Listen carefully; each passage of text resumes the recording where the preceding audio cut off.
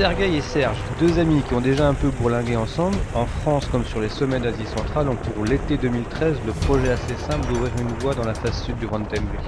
Le Rhône, c'est une montagne mythique au Kyrgyzstan. Une bien jolie pyramide de 7010 mètres dont la face sud est restée vierge. On se demande bien pourquoi d'ailleurs. Très vite après leur arrivée au camp de base, ils vont commencer leur période d'acclimatation dans la voie normale du Rhontembé.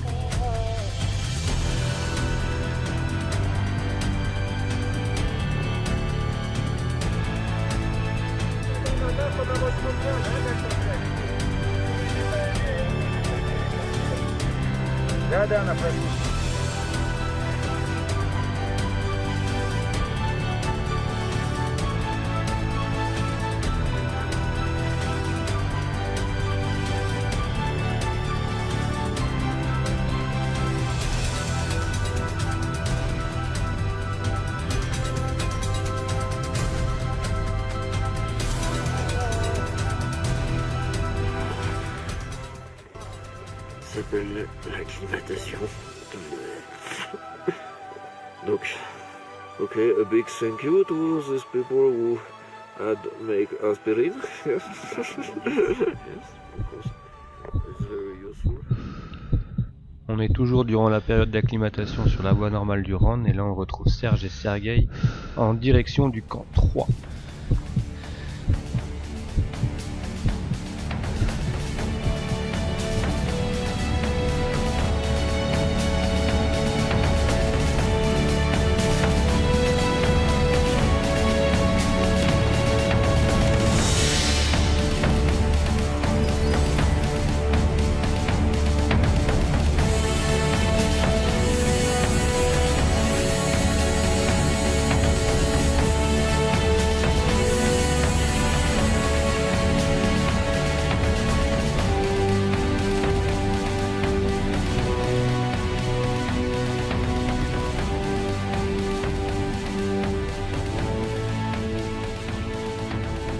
Alors ensuite tout s'est pas déroulé comme prévu.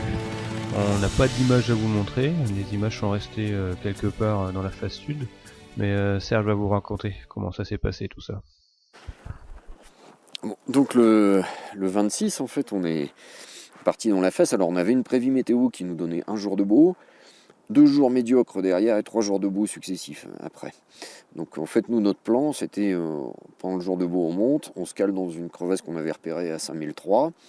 Et puis là, si c'est trop mauvais, on attend. Et puis après, on aura les 3 jours de beau, quoi. Donc c'est ce qu'on a fait. Donc la première journée, elle a été plus raide qu'on ne pensait. En fait, il y avait beaucoup de neige. On a pris en fin de journée, ça s'est dégradé. On a pris quelques petites coulées. Bon, bref, on est arrivé dans notre crevasse à 5003. Là, on était un petit peu rincé. Donc bon, on a monté notre tente. On s'est calé. Bon, ça nous semblait à peu près correct. Et donc on a mangé. Si j'avais connu la suite des événements, j'aurais mangé 4 fois plus. Et en fait, dans la nuit, là, vers 2 h du matin, moi j'ai senti une coulée qui m'arrivait sur le côté. Donc Sergueï est sorti le premier, on peut pas sortir à deux en même temps, hein, c'est une petite tente d'assaut. Puis il m'a juste dit ouais c'est pas grand chose, c'est une petite coulée quoi. Il avait à peine fini sa phrase quand il y en a une deuxième qui est arrivée. Et là moi je suis sorti comme j'ai pu en attrapant pas grand chose. Donc je suis sorti avec un pied nu, l'autre j'avais un chausson interne de la chaussure d'Alpi. Et puis voilà, j'étais en caleçon à 2 h du matin, à 5300 mètres en pleine tempête. Donc on s'est calé dans un coin, voilà, puis on a serré les dents en attendant qu'il fasse jour. Là, on a tout de suite compris que notre projet initial, il allait être quelque peu modifié. Hein. Et vers 5 h du matin, en fait, on a commencé à creuser. Et donc on a vu apparaître le bout de la tente vers 9 h du soir. Et on a réussi à tirer quelque chose de la tente à 2 h du matin, en réalité. Alors on n'avait rien pour creuser, hein. On avait un piolet et un casque, très utile comme pelle à neige, mais enfin il y a mieux, je crois. Donc voilà, là on était surgelé à 2 h du matin, hein, donc on s'est calé dans un coin en se disant que 3 heures après on pourra recommencer nos fouilles archéologiques et arriver à des choses un peu plus essentielles, quoi. Et en fait 1 h 30 après on a pris une deuxième coulée qui a rebouché tout le trou qu'on avait creusé, toutes nos 22 heures de travail, elles ont été foutues en l'air en 30 secondes. Bon... Et Et ben voilà, donc on a attendu que le jour se lève, et puis on a recommencé à creuser. Mais bon, on était un peu moins efficace, plus fatigué, on avait des problèmes d'ophtalmie, on était obligé d'arrêter de bosser pendant 2-3 heures, parce qu'on pouvait plus ouvrir les yeux. Et alors on a vu l'hélicoptère qui est resté très loin de la paroi, ils ne pouvaient pas approcher à cause du vent, et donc eux ne nous voyaient pas en fait. Donc ils ont pris des photos qu'ils ont agrandi au camp de base, et puis là ils ont vu qu'il y avait que les 2 lascars, et ils étaient à l'endroit où c'était prévu qu'ils soient, donc finalement ils devaient sans doute avoir un problème de radio, mais ça avait l'air d'aller pas si mal que ça. Voilà. Puis nous on était comme des ânes là. Donc on a recommencé à creuser.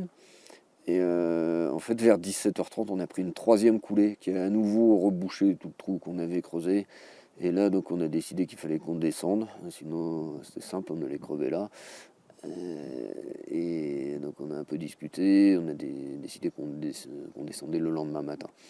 Donc, on a passé la nuit la plus froide qu'on ait jamais passée en montagne.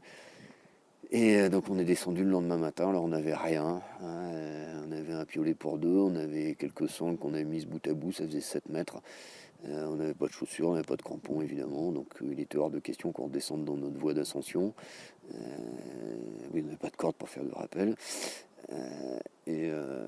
donc on est redescendu sur le côté en fait dans des coulées d'avalanche, dans un truc on va dire, une voie originale hein, mais un peu malsaine hein, quand même. Donc on est redescendu comme on a pu, on y a passé la journée et puis on a atterri au camp 1 à la nuit tombante. Et là il y avait des êtres humains, donc on a pu manger, boire, se réchauffer. Et le lendemain encore, donc on est reparti au camp de base où là il y avait un médecin qui a pu m'apporter les premiers soins et donc je lui dois mes orteils. Hein, il y a tous les morceaux, ils m'ont rien coupé. Merci docteur Havas. Et voilà, c'est comme ça qu'on a lutté contre l'esprit bourgeois. Hein. Puis à part ça, la vie continue. L'alpinisme aussi. D'ailleurs, c'est un petit peu la même chose, non? Bon allez, salut alors. Mais dis-nous Serge, c'est quoi exactement lutter contre l'esprit bourgeois? Dans une cabane qui prend l'eau, en train de manger un truc à chier. Bon, vous dites c'est la merde, mais non. Il faut positiver. Il faut positiver. Il faut dire, elle fait un truc vachement bien. Déjà, je retire mon chapeau. Et puis, on fait un truc vachement bien. En fait, on lutte contre l'esprit bourgeois. Carrément, on est venu là pour faire ça. Est-ce que vous voyez ce que je veux dire? Alors, l'esprit bourgeois, le truc qui dit ouais, tu rentres chez toi, nana, me péter une bière au frigo, regarder la télé, les informations, l'autre crétin là, qui va nous raconter des couilles, gna, Marine Le Pen qui a fait 3% de plus que d'habitude, bon d'accord.